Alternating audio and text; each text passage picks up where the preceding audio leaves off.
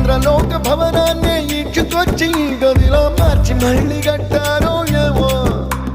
మాయజాలము తెలుసు మంత్రగారడి తెలుసు రెంటి కన్న ఇది ఇంకోటేమో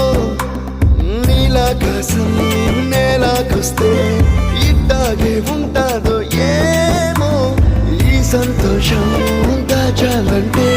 హృదయాలు ఓ వంద కావాలేమో ఇంతందంగా ఉంటుందా ఈ లోకం ఇన్నాళ్ళు ఈ మనసుకి తెలియాలేదే పాపం